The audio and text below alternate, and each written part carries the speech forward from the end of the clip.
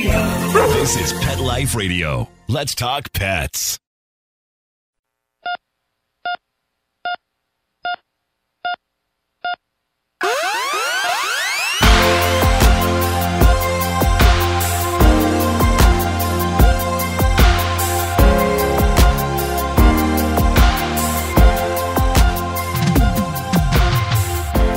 Welcome to ER Vet on Pet Life Radio. I'm your host, Dr. Justine Lee, and I'm a board-certified emergency critical care specialist and toxicologist. Thanks for joining us. We'll be right back after these messages. Does your dog itch, scratch, stink, or shed like crazy? Come to Dynavite for help. Order a 90-day supply of Dynavite. Dynavite for life. Pick up 2 tubes of Doggosuds. Get the 3rd tube free. Peppermint, tea tree, lavender, Doggosud shampoo. Made with all-natural coconut, jojoba, aloe. Great for healthy skin and soft, shiny coats. But no itchy, harsh chemicals. Lather up, rinse away. Try Doggosuds. Buy 2, get 1 free. At Dynavite.com. DINOVITE.com.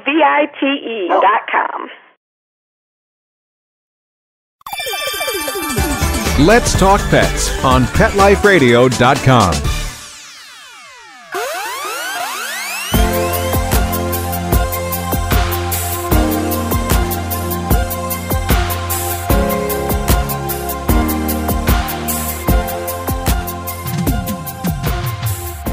Welcome back to ER Vet on Pet Life Radio. Today, I'm going to be talking about a disease called hepatic lipidosis. This is a cat thing. So for all you cat owners, this is really important to pay attention to. Now, when it comes to dogs, they can turn their nose away from food for several days and not have an issue with it. They rarely will starve. They'll rarely get hypoglycemic from it, which means they have a low blood sugar. However, when it comes to cats, they cannot stop eating for more than a few days. In other words, if you notice your cat hasn't eaten in 3 to 5 days, you must get to your vet or your emergency vet right away. It is imperative. And the reason why is because cats will develop abnormal triglyceride or fat accumulation within their liver from not eating. And this results in secondary liver problems, and it can actually result in liver failure. So I see this in the ER probably once a week. And it's when a cat will all of a sudden start hiding, stop eating, and all of a sudden become really jaundiced. If you've ever met a person who's jaundiced, oftentimes they may have something like hepatitis. Well, cats typically will get hepatic lipidosis, or again, fatty deposits into the liver from not eating. So what's causing this? When a cat stops eating for more than 3 to 5 days, it causes bile, that yellow fluid that sometimes cats will vomit up, to accumulate within their liver. The fancy word for this is called cholestasis. The unfortunate thing is it can result in abnormal liver function and actual liver failure, which can be life-threatening. Now, as a veterinarian, I use the term hepatic lipidosis. And again, this means that there's inappropriate fat infiltration into the liver. In layman's terms, it's actually called fatty liver. And again, this is due to protein or energy or calorie deprivation. And this results in fat moving around in the body or being mobilized. Again, this is more common in cats, not dogs. And this is especially common in overweight or obese cats. So if you have a cat that might be a few pounds overweight, you have to be aware of this disease, fatty liver. Now, sometimes I can see cats developing hepatic lipidosis due to stress or change in the environment. All you cat owners already know this, but cats do not handle any type of change or stress or environmental adjustment at all. They like things the way things are. If you all of a sudden change the brand or type of cat food suddenly, or change the environment suddenly, or all of a sudden add new stress into their environment, they can develop fatty liver. So the classic 3 scenarios where I see cats coming into the ER vet at all times during the middle of the night is due to changing the brand or type of cat food suddenly. So this is the first type. You can never, ever, ever go cold turkey and change your cat's diet suddenly. If you buy one brand of food and all of a sudden your cat runs out, you forgot to buy another brand of food, you can't just go out and buy a totally different brand. Cats are super picky, and cats can't handle that sudden diet change well, and they may all of a sudden stop eating. With any type of cat, you always have to slowly wean in or acclimatize them to a new bag of cat food, even if it's the same brand and type. For this reason, I always slowly transition to a new bag of food over several days to weeks. That's right, you heard me, over several weeks. I might sprinkle a few kibble into the bowl of the new cat food, and then the next week I might add in 10% of the new type of cat food into the old food. And I do this really gradually over, say, a month to be safe. Again, cats don't like that sudden diet change, so this is a number one reason why I see cats developing fatty liver. The second reason why I see cats developing fatty liver is from changing the environment suddenly. If you all of a sudden adopt a new cat or a new dog or a two-legged newborn, a human baby, this adds a lot of environmental stress and can actually make your cat hide and stop eating. Remember, cats don't like any sudden change, so if you're going to foster a new cat or adopt a new dog, you always want to quarantine them and separate them for several days to weeks so they can hear or maybe smell each other, but they never want to be face-to-face contact within the first few days. That's really stressful for a cat. You also want to provide a safe, secure place for your cat. So, when in doubt, no sudden environmental changes.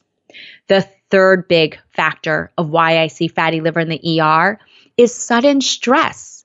Cats don't handle stress well. They'll typically run away and hide in the closet. So even minor stressors such as your family visiting for the holidays or moving to a new apartment or taking a cross-country road trip can all of a sudden cause a lot of stress in your cat and result in decreased appetite and secondary fatty liver. There's a lot of ways you can mitigate stress in your cat's life. First of all, talk to your veterinarian. There are natural or chemical pheromones that we can use, products like Feel Away. There's oral supplements we can use to decrease your cat's anxiety. There's prescription medications such as gabapentin or trazodone that you can get from your veterinarian to help minimize the stress of a road trip or an airplane ride or visiting guests. Another simple thing is making sure if you have guests coming into your house, your cat would prefer to be locked in the bedroom with a ceiling fan for some white noise and a radio, its own litter box, and food and water until the guests leave. So again, you always want to make sure you avoid those three big factors that can predispose your cat to fatty liver. Don't change the brand or type of cat food suddenly. Make sure you don't change the environment suddenly, and no sudden stress for a cat. What are some of the signs of fatty liver? Well, the signs of hepatic lipidosis can be really subtle, and I always say it's always important to seek veterinary attention sooner if your cat stopped eating for more than 2 to 3 days than to end up in the ER 4 to 5 days later when the signs may be a lot worse and a lot more life-threatening. Some signs of fatty liver include hiding in unusual places, like under the bed or in the closet or in the basement, not eating at all or having a decreased appetite, lying around more than usual, drooling, which is usually due to nausea, vomiting, having less urinary clumps or feces in the litter box because of decreased appetite or not eating, a subtle yellow hue to the ears or the eyes. Don't feel badly if you miss this. This is really hard for even veterinary students to detect, so I don't expect pet owners to pick up on signs of jaundice. Hanging the head down in a cuddled position, being really dehydrated or losing weight despite being obese, having muscle wasting over the back. In severe cases of fatty liver, more severe signs can include collapse, black tarry stool, abnormal bruising on the body, abnormal mentation, not being responsive, being comatose or collapsing, having unusual neurologic signs like staring off into space or tremoring or seizuring, and it can be fatal without treatment. We'll be right back about this really important topic after these messages from our sponsors. Do you have an accident-prone dog or cat? Well, if your dog or cat goes into the ER for an emergency, it's often unexpected and can be expensive. Well, here's something that can help. USO is a community-based cost-sharing health coverage plan for pets. Community is at the heart of USO, where members commit to help one another when their pets have unexpected health needs. USO isn't an insurance or a provider, but it's a platform that allows members to share expenses together safely and secretly. So, what's part of USO's secret sauce? Complete transparency on where their users' money is going. USO members pay a flat subscription fee, $17 a month, plus a portion of shareable expenses. That flat subscription fee covers the use of the platform. And the monthly shareable expenses, which will never exceed $48 a month, will vary depending on how many expenses are submitted by the group that month. Save over 80% compared to traditional pet insurance by paying a flat subscription fee. For more information, go to uso.com. That's EUSOH.com. Use promo code PETLIFE and get your first 2 months free at uso.com. EUSOH.com.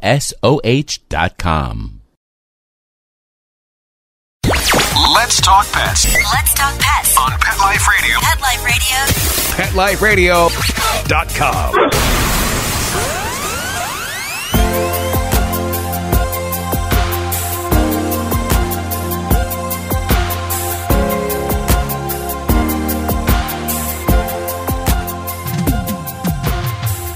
Welcome back to ER Vet on Pet Life Radio. We've been talking about hepatic lipidosis in cats. Again, this is a cat thing, not a dog thing, but can happen really easily if all of a sudden your cat stops eating for more than 3 days. We reviewed the top 3 causes of cats developing fatty liver: changing the brand or type of cat food too suddenly, changing the environment suddenly, or having a lot of stress in the environment. We talked about some of the signs. They're really subtle. Your cat hiding, not eating, lying around, becoming lethargic or dehydrated, or losing weight. Well, if you notice any of those signs, get to a veterinarian right away. Your vet will want to run several tests to diagnose hepatic lipidosis in your cat. Previously on ER Vet, we interviewed Dr. Garrett Pachtinger on what types of blood tests we need at the ER Vet. So I encourage you to check out that episode. Typically, the way that we diagnose hepatic lipidosis is based on history. In other words, you telling us your cat hasn't eaten in several days. Clinical signs, in other words, seeing a cat that may be jaundice, and by running a few blood tests. The simple tests I do at the vet clinic include a complete blood count. That's going to look at the white and red blood cells and the platelet count. The next important test is a biochemistry panel. This is going to look at the protein, the salt balance, the liver enzymes, and the kidney function in your cat. The third test that is less commonly done at your family vet, but more commonly done in the ER, is a clotting test. With severe jaundice or fatty liver, a cat can actually lose the ability to clot properly. And so we'll want to do a test called a prothrombin time, a PT, or an APTT blood test. This is really similar to a test called an INR in human medicine. We'll also want to look at blood tests that specifically look at how well the liver works. This may include an ammonia or even a bile acids test. I will say most of the time I get referred cases that have hepatic lipidosis or fatty liver from family practitioners because they want to make sure their patient doesn't have fatty liver. The most diagnostic test that's helpful is actually doing an abdominal ultrasound. When we do an ultrasound, this is different than an X-ray. X-rays are definitely important. They let us look at the size of organs, but an ultrasound, very similar to a pregnancy sonogram, lets us look at the architecture of the organs, what's going on inside the organs. Once we do this, we want to make sure that there's no gallbladder stones or gallbladder cancer or liver cancer. We want to make sure the kidneys look okay. There's no bladder stones. So a radiologist is typically scanning the whole abdomen with an ultrasound to make sure the architecture looks okay. If the clotting test is okay, the best way for me to be able to confirm the diagnosis of fatty liver is to actually stick a small syringe-sized needle that's sterile into the liver. Sometimes this is done with light sedation to aspirate the liver. This is going to allow us to be able to remove a few cells for analysis. We'll then put these cells onto a slide, submit them to a clinical pathologist to look at them under a microscope and help analyze them to find out what's going on. This is really important because this will help confirm whether or not your cat has hepatic lipidosis, a disease called cholangiohepatitis, pancreatitis, cancer, or other underlying problems. So your cat may need some pretty expensive tests in the beginning to help diagnose fatty liver. More importantly, how do we treat it and what's the prognosis? The prognosis for fatty liver is actually fair to good with aggressive supportive care. What does that mean? That means your cat's going to need some pretty expensive tests and hospitalization in order to treat this. That's because it typically requires 24/7 care for at least 48 to 72 hours. But most of the time, the treatment's going to include IV fluids to help hydrate your cat, anti-vomiting medication, proper nutritional supplementation, and supportive care. Now, keep in mind that with fatty liver, the sooner you and your veterinarian diagnose it, the less expensive it is to treat. If you're bringing in your cat and they're really, really jaundiced, they're in liver failure, the prognosis is going to be much worse if they have severe liver failure and they have abnormal clotting problems. So when it comes to treating the cat with hepatic lipidosis, I usually will treat them again with IV fluids, anti-vomiting medication, stomach protectants, appetite stimulants. Sometimes I'll start them on antibiotics if I'm worried about liver failure, frequent monitoring of their blood tests to make sure they're not becoming more jaundiced. And in severe cases, they may need a plasma transfusion or even vitamin K1 to help clotting problems. The biggest treatment for fatty liver is nutrition. Most of the time, I need to sedate your cat lightly to put in a temporary feeding tube so I can start your cat on a liquid diet. This is called the nasogastric or nasoesophageal tube. We abbreviate these in NG or NE tube. And that's where we'll put a tiny tube into the nostril of your cat that goes into the esophagus or into the stomach so we can start a liquid diet.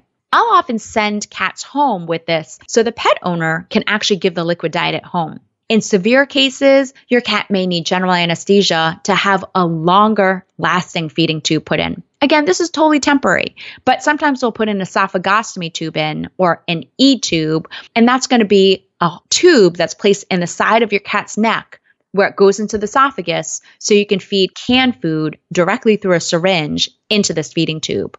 That's the biggest treatment for fatty liver is actually nutrition. Now, I ethically don't believe in force feeding cats. I always say, if you're really sick, you don't want someone force feeding you a burrito because you feel nauseous and you feel sick. And to be quite honest, your cat will hate you for it. They're going to run away from you when you try to force feed them. And to be quite honest, you're not going to be able to get enough calories into them. Most cats need at least 200 calories a day. So the safest way to treat a cat with fatty liver is with a temporary feeding tube. More importantly, how do you prevent a costly veterinary visit to the ER and prevent your cat from needing a feeding tube? When it comes to cats, remember, always please seek veterinary attention sooner than later. If your cat stops eating for more than 1 or 2 days, you definitely want to get to a vet.